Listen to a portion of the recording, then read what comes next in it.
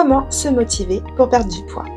Les régimes vous ont fatigué, épuisé, usé, découragé et c'est les raisons pour lesquelles vous n'êtes plus motivé. Dans cette vidéo, je vous explique comment vous rebooster naturellement dans votre objectif minceur.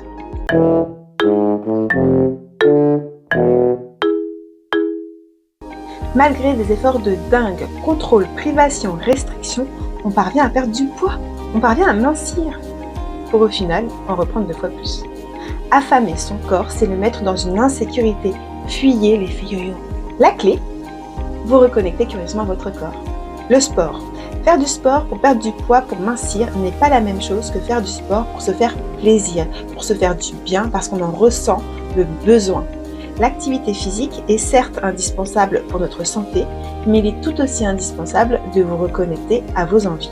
La clé, les il faut, les je dois, on oublie. C'est très énergivore pour notre cerveau. C'est une évidence, on ne tiendra pas sur la durée. Lorsque nous sommes connectés à notre corps, à ses envies, à ses besoins, cela ne sera pas ressenti comme un effort pour notre cerveau. Nous épuisons notre corps lorsque nous sommes en permanence dans le défi, dans le challenge. C'est le mettre dans un stress. Cette vidéo vous plaît? N'hésitez pas à la liker et même à vous abonner à ma chaîne. Allez, je poursuis. Revenons quelques instants au stress. Mais c'est quoi au juste le stress? En réalité, nous avons 2 types de stress. Commençons par le premier, dit le vrai stress, c'est-à-dire celui qui va nous permettre d'agir face à un prédateur, face à un réel danger.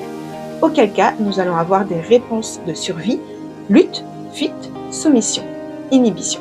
Face à un prédateur, soit je pars, je fuis, soit je lutte, je vais combattre, ou alors soit je suis inhibé, voire je me soumets. Passons maintenant au deuxième stress, autrement dit le faux stress, c'est-à-dire que nous utilisons les mêmes réflexes, c'est-à-dire fuite, lutte, soumission, inhibition, face à une situation qui ne recèle pas de danger réel. Or, nous agissons comme tel. Et dans cette phase, je vous parle de vos émotions. Plus on ressent notre corps, plus on va se proposer d'agir de manière alignée.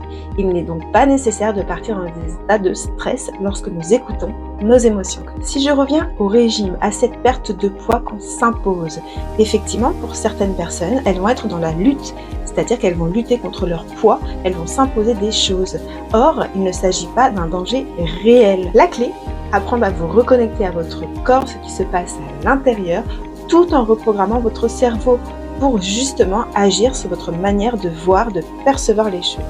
Et ce, pour trouver votre équilibre. Allez, en bref, on arrête les régimes, on arrête de s'imposer des trucs qu'on n'aime pas et qui nous demandent de l'effort. Pour se motiver à perdre du poids, on se reconnecte à son corps, à ses envies, à ses besoins. Et pour cela, je vous propose dans mon accompagnement des outils basés sur la physique quantique, des outils axés sur les ressentis corporels, des outils de visualisation, des reprogrammations neurocomportementales et encore d'autres outils. Dites-moi en commentaire si cette vidéo vous a reboosté et j'y répondrai avec plaisir. À bientôt!